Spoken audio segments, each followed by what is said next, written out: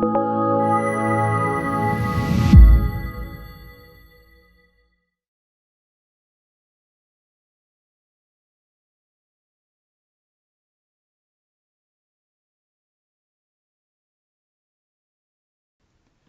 I'm Jacob Hornberger, president of the Future of Freedom Foundation, and this is this week's issue of the Libertarian Angle, the show that brings you the libertarian perspective on the burning issues of the day.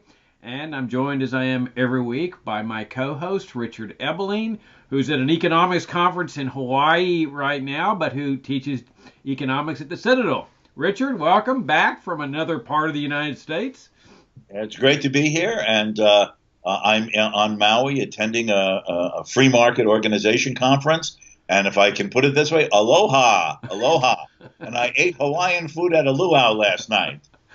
Yeah, Richard, you seem to live a very difficult life. I recall that a month ago or so, you were lecturing in the Bahamas, and now you're in Hawaii. And you told me that you have an upcoming trip to lecture in Puerto Rico. You really live a difficult life, Richard. Uh, you know, I must travel for the cause of liberty to these terrible and awful places. It's a burden that the Friends of Liberty must bear. But seriously, just for a second, is that it is heartening to know um, that there are these many people growing in the world who do care about these ideas, Jacob. Um, if I can just sort of preface this, since you raised it, maybe it's worth bringing out for some of our viewers and listeners who sometimes get disheartened about the cause of liberty. You and I both got interested in these ideas when we were relatively young, a long time ago. And that was a time, admittedly, before the internet and the communications methods it now permits. But there were few and far between, or either organizations or individuals who believed in liberty. You were lucky if you could occasionally find a book by an obscure publisher, one or two articles in some magazine or journal somewhere on the principles of liberty. It was very disheartening. It didn't seem as if anyone really cared about or believed in or willing to defend these ideas. Well, fast forward, admittedly, a few decades, but in the stream of history, 3 or 4 decades is not that long. And what do we have now? Such a proliferation of international organizations, think tanks, educational organizations, publications, both print and on the internet and blogs, that we should feel heartened about the growing number of individuals, true, still a significant minority in terms of the global population, but a growing number of people who care about these ideas and want to hear about them and very kindly invite speakers, for example, from the United States, to visit these other places, whether it be the Bahamas or Puerto Rico or in June, I'm going to Francisco Marroquin University in Guatemala, a burning beacon of liberty in Latin America. That did not exist when I got interested in these ideas as a teenager. There are hopes for freedom, and we should not forget it.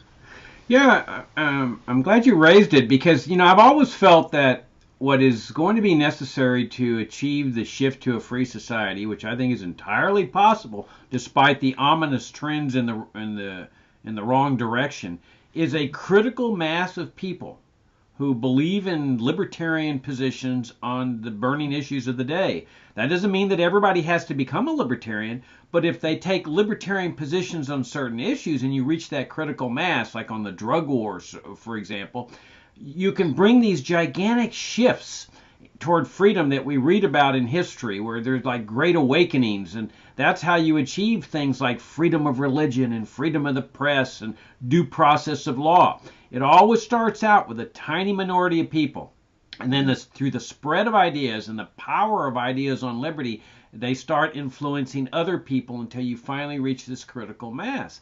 Well, when you and I got into this me in the late 70s, I think you in the late 60s, we were a small bunch libertarians. Hardly anyone even knew what a libertarian was. And I'll tell you one story that I was in my hometown of Laredo. This was before we had met, and I telephoned the Libertarian Party headquarters and asked them to send me literature. And I remember a woman answering the phone named Honey Lanham, who I think was the state chair or something. And so they send me all the literature. Well, about 15 years later, I'm in a Libertarian Party convention that I'm speaking at, state convention, and I happen to be seated next to her. She was like national chairman by this time, or vice chairman, something like that.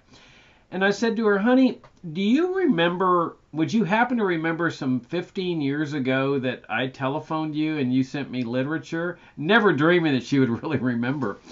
She said, how could I forget? You're the only libertarian in a city of 100,000 down in Laredo. So that was the environment, and you know, when you and I both were influenced by the Foundation for Economic Education that was founded by Leonard Read. You went on to become president of that organization. I went on to become program director. This was after you and I had met. But when Reed started Fee in 1946, that really was lonely territory.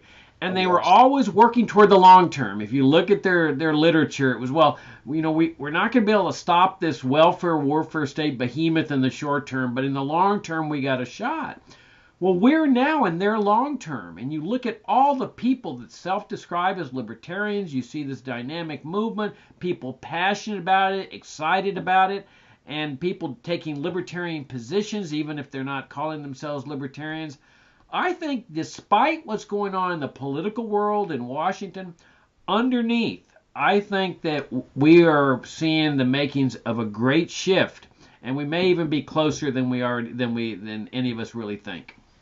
Yeah, I think we should never forget that in a world in which you have government bureaucrats and statisticians trying to read the tea leaves and predict economic trends and political directions and everything.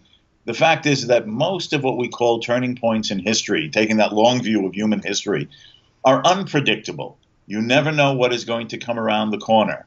And that precisely because you cannot know all of the undercurrents below the surface, as you're saying, is that shifts can begin. It doesn't mean that all in one turn we suddenly wake up one morning and, oh, here's the limited government laissez-faire society that some of us wish we could live in.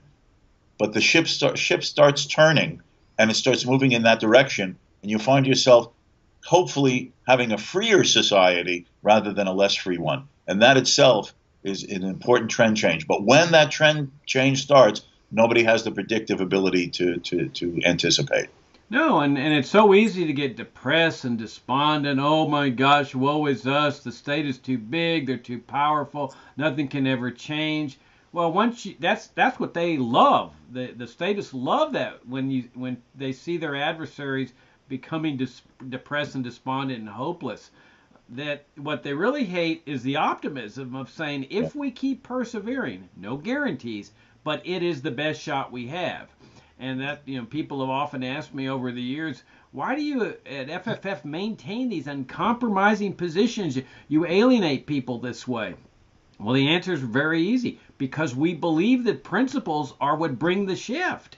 That's what causes people to challenge the fundamental premises of the welfare warfare state. What should be the role of government in a free society? What is freedom? What does it really mean? Unless people think at that fundamental level, then it makes it much more difficult to think at a higher level in terms of what we need to achieve. So, for example, we're not interested in reforming the drug war. We're interested in dismantling it. And in order to do that, you've got to challenge the premises from a principle level. This has been understood by some of our champions of freedom, one of which was Ludwig von Mises, the famous Austrian economist. Maybe you'll recall, Jacob, that in his book, Planning for Freedom, there's an essay of his that I think originally was written by him in around 1952 called Trends Can Change. And he emphasized that if one takes the long view, trends have changed in the past and they will change in the future. All that assures that a trend will not change or will be more difficult to change is if people do not have the courage and the determination to stand up to it. If collectivism triumphs, he says in this article, it's only because enough people did not show the moral courage to stand up to it and to bring the trend change that eventually can be ours. It's important to emphasize that. If I can just give some simple personal example. When I was in graduate school in New York a long time ago, I was making some extra money doing part-time teaching at Rutgers University in New Jersey. But I was living in New York. So one evening, I was teaching mostly late afternoon or early evening classes. And I'm coming back from New Jersey. I take the subway from New Jersey under the Hudson River to Lower Manhattan. And I had to change trains into the New York subway system to then go on where I was living. And because I had to change the train systems, I would often go up right above to where there was a deli on the pavement surface, get some stuff to take home. So I'm in this deli store, and there's a woman behind me, and this is an absolutely true story. I think I told this to you long ago. A woman is on the counter, on the line behind me, and I'm at the checkout counter, and she suddenly says to me, "Aren't you Richard Ebeling?" Yes. You teach at Rutgers, don't you? Yes. You've ruined my marriage. Oh, help, help, help. Now, what happened is that her husband was taking courses at Rutgers.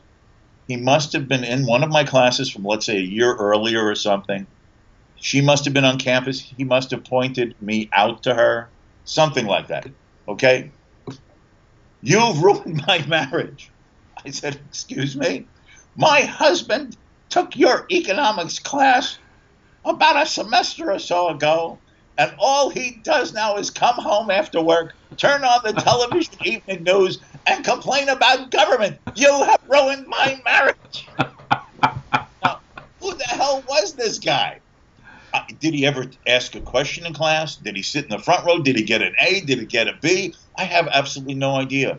But it points out that whether it be in the classroom, as I do as a professor, or someone talking to a friend over lunch, or a drink at a party, or chatting with someone on one of the bleachers while you're watching your kids play baseball at the park, you don't know what you might say, what comment you might make, what direction a conversation takes that may influence a person, not at that moment. They may continue to argue with you, but you've put something in the back of their mind that sort of eats at them, and that might end up influencing how they think about the world in a more free direction. You never know the influence of ideas in all those little different ways, of which that one is just an instance. All right, yeah, I totally agree with you. Let me match that story with a couple of stories that, Leonard Read, who I already mentioned, had a tremendous impact on me, and it was primarily because of his uncompromising approach to liberty, as did Mises. I mean, Mises always had a much bigger influence on me than Hayek. I mean, Hayek made some great arguments for a free market economy, but, let's face it, he called for a minimal welfare state in the Constitution of Liberty, his book. And Mises never compromised. He strictly focused on principle, and that had a big impact on me. Well, Reed publishes Mises and other people, Hazlitt, and these series of books called Ideas on Liberty in the 1950s. Well, if somebody had asked Reed, give us the measure of your success on these sales of these books, how many have you sold, what impact have you had?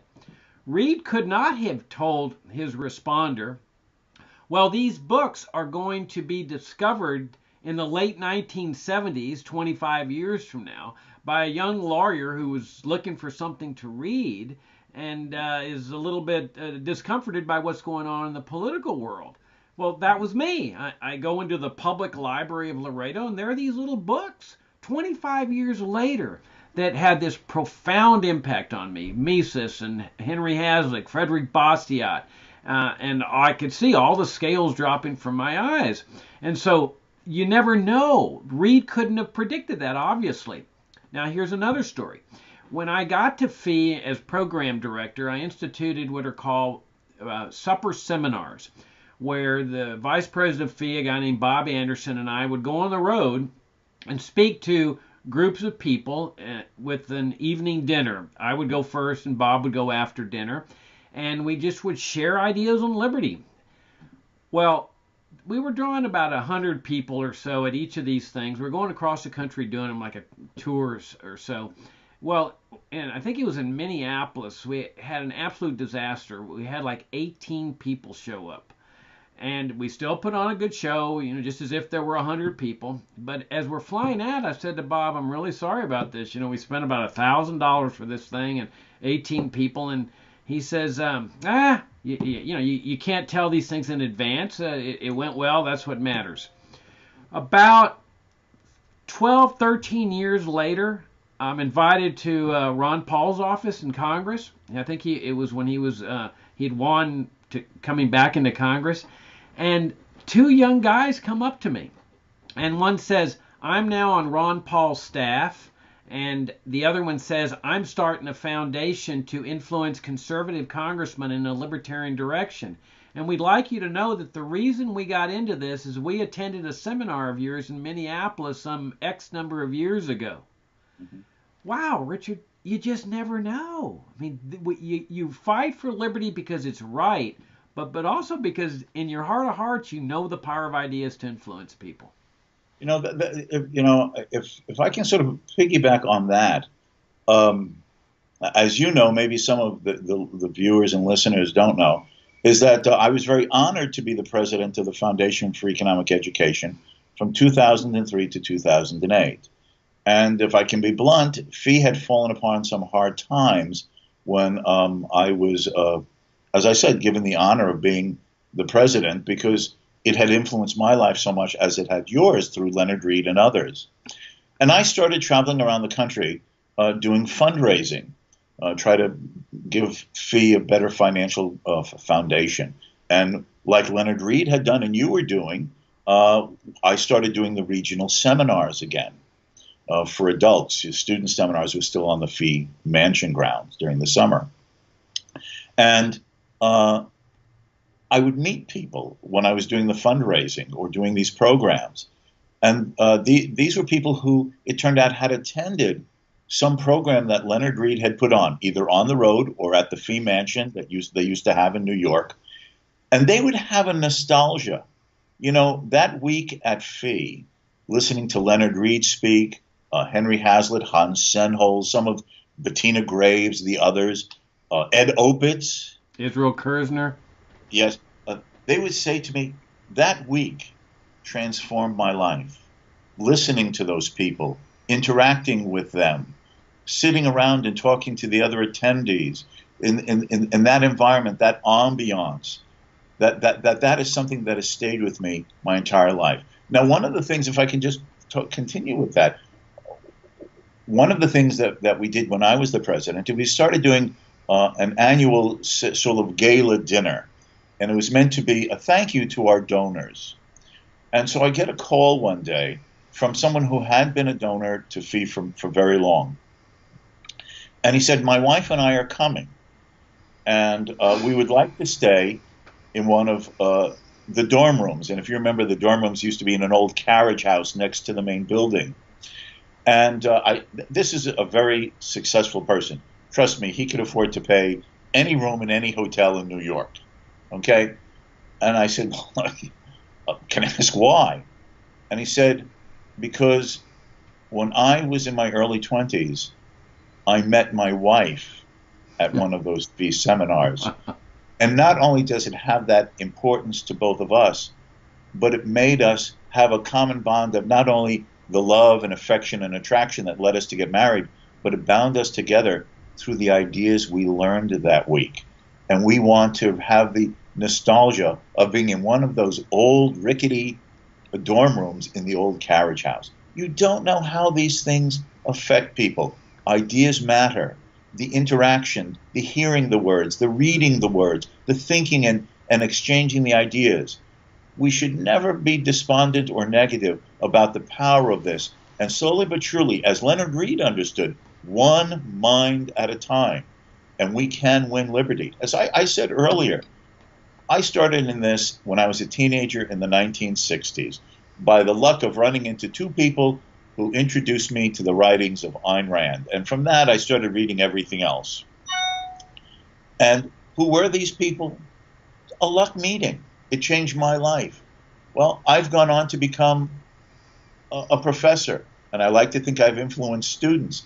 You went on to work at FEE first, and then FFF all these years, and all the people that you've been influencing and partnering with you and other things I do, all the people I hope I've influenced. You have no way of knowing. And it's not just you and me. And I say this to the viewers and listeners.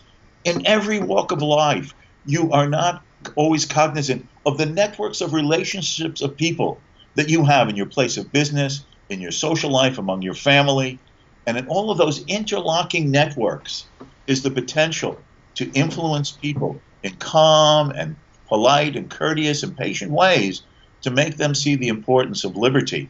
And then, like a ripple effect, they start influencing people in turn, and the world does change. Yeah, I totally agree with you. Well, let's bring it up to date in terms Yeah. of the methodology of today. I mean, we continue to to persevere with this uncompromising message dealing with principles, and we get criticized for it sometimes. We say, well, look, how practical is that? Why don't you guys call for income tax reduction or IRS reform? This notion of no income tax, no IRS, that's pie in the sky. That cannot happen. Or the Federal Reserve, why do you guys keep talking about in the Fed? They're just too powerful. Well, why do we do that? I mean, when you start talking about your life, you can devote it to reforming things, and you can devote it to principal things that involve a genuinely free society. Now, let's assume that you're on a plantation, you're a slave on a plantation. Obviously, if people are arguing for a better life on the plantation, that's in your interest as a slave. You're probably gonna be grateful when somebody says, "Look, we want laws that provide that the slaves cannot be made to work more than 12 hours a day, or no separation of families on the plantation, or better meals on the plantation, better health care." As a slave, you're going to say, "Wow, this is good. I want to be on a better plantation." So when people devote their lives to reforming the welfare warfare state, it's hard for me to argue that that's a bad thing, because making life better for people on the plantation is a good thing. But what matters, Richard, is it's not freedom. And a lot of times these people that devote their lives to reform convince people this is a free market approach to healthcare. This is a free market approach to this and a free market approach to that. It's nothing of the sort. It's simply an improvement of life under serfdom.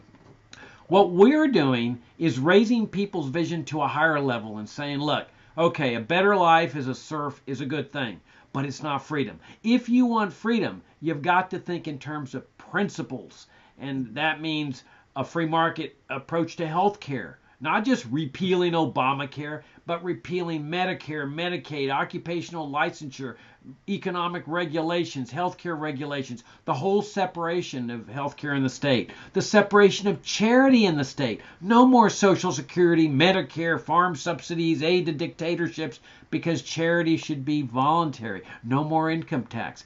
Well, when you start talking about those principal things, that's in my opinion, the only chance you have, as small as it may be, to achieve that genuinely free society. Yes, I totally agree with you. See, what many people, so just highlighting what you just said, what many people think is that, well, we're moving towards a free society because we're going to allow you to maybe manage part of your account for Social Security through private investment accounts.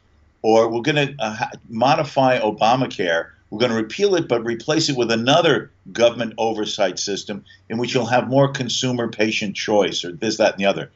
But what remains is the underlying premise, the philosophic political premise, that it is the duty and responsibility and the right of the government to interfere into the private affairs of the citizenry in these facets and walks and aspects of life.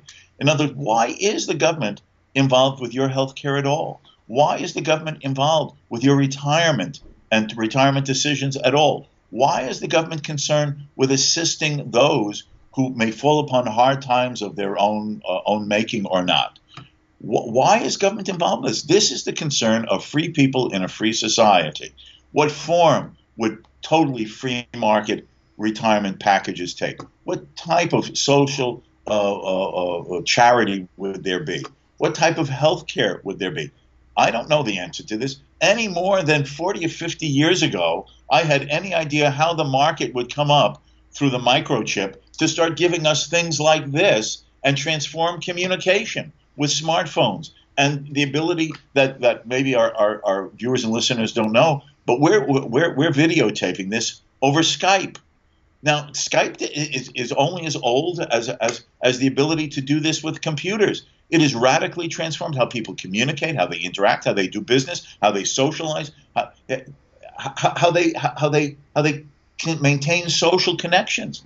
It's our lifetimes where if you wanted to communicate, you had to write a letter, put it in an envelope, put a stamp on it, put it in this box, and hope that a mailman will on the rounds pick it up and then deliver it days or weeks later to the person who you hope to get it, and then wait for a response in the same amount of time. Today, it is instant. Who could have planned, organized, managed, or even foreseen these modes of communication that enable us to instantaneously do what you and I are doing right now, and then be posting for our viewers and listeners? No one. And is communication not important? Is it not important for people to be able to share ideas or go about their business, or be able to just look at a friend or a relative over a screen and feel as if they're there with them in person? But the government didn't do that. The government had no concern with it and shouldn't have had a concern with this. These are ultimately the creations of free minds, of free men, deciding how can we devise ways to improve the human condition better in various facets of everyday life, of which this is just one form. The state should not be involved in this. This should be left to the private affairs of individuals, where the state has a function. You don't kill, you don't steal, and you don't defraud.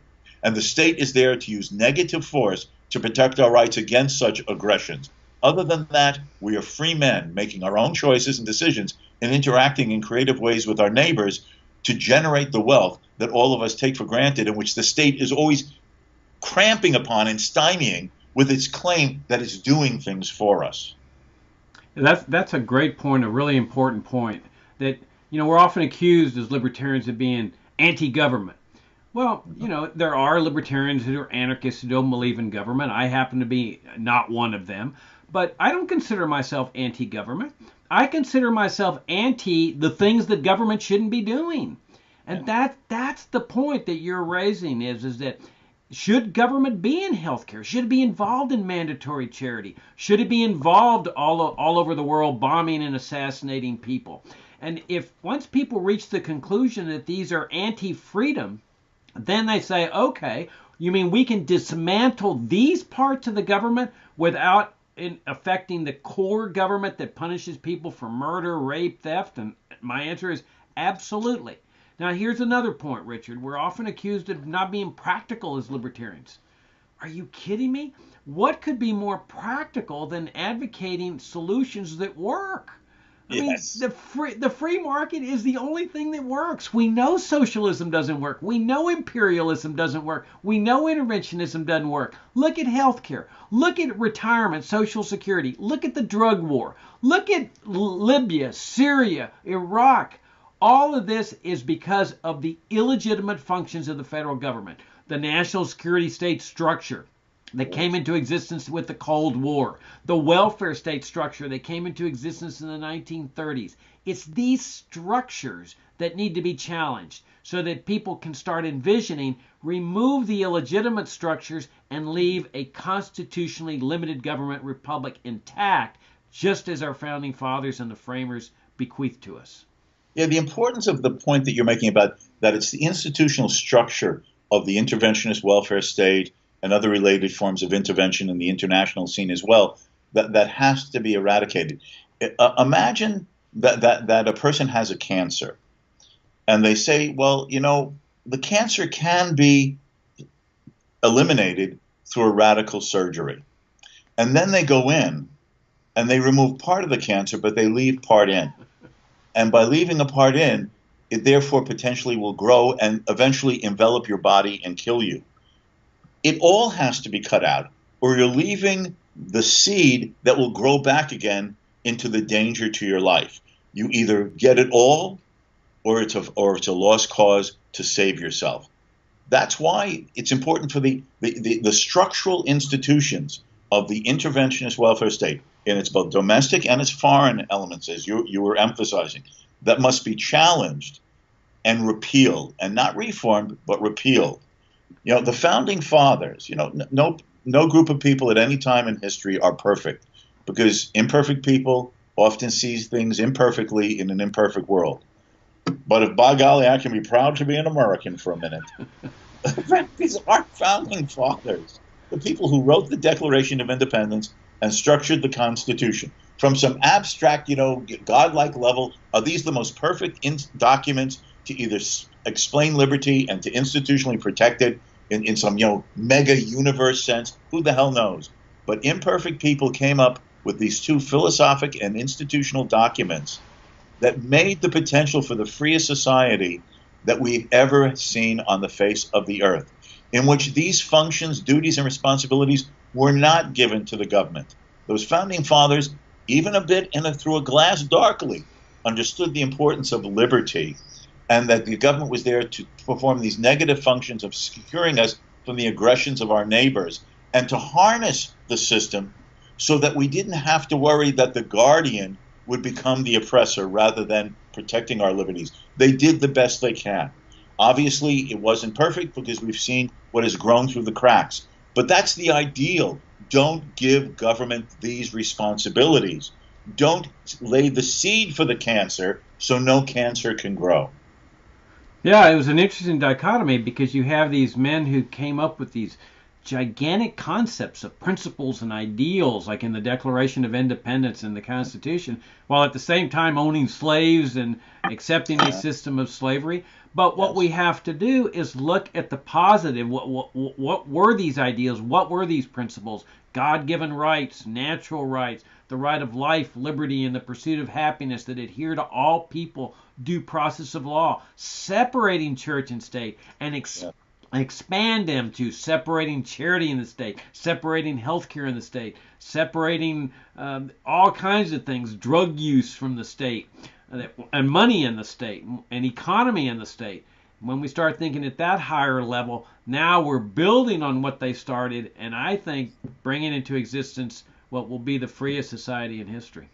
And if I can just say one thing, because, it's very easy for friends of liberty to sort of become nostalgic about the founding of the United States. And I am nostalgic about those principles that I was saying a moment ago. But you're absolutely right. These were imperfect people. Many of them did own slaves. But what was important in the broader sense is that they had the courage and the integrity and the reason to understand a principle which they believed in, that each human being had certain natural rights to their life, liberty, and honestly acquired property, even though they did not live fully the principles they were enunciating, certainly in the southern states of what became the United States. But they laid a principle that at the end of the day, if it was to last, logically required the abolition of the institution that was compromising their own principles during their own lifetime. It was the seeds that they laid in the Declaration and the underlying institutional rationale of the Constitution that may have brought about the end of slavery for that tragic Civil War. But one way or another, the choice was going to have to be: we either live by our principle and be consistent and end the slavery, or we give up our principle and become a slave society for all. That was by accepting the premise, that was the choice they and their descendants were eventually going to face. Yeah, that's a fascinating point. Well, Richard, this conversation took a direction that neither one of us planned or anticipated. It's true. But quite enjoyable. I have to say, this has been, I think, one of our most enjoyable shows for me. Well, until next time, I guess. Yep. Well, thank you for tuning in, and we'll see you all next week. Richard, see you next week. See you next week. Bye-bye.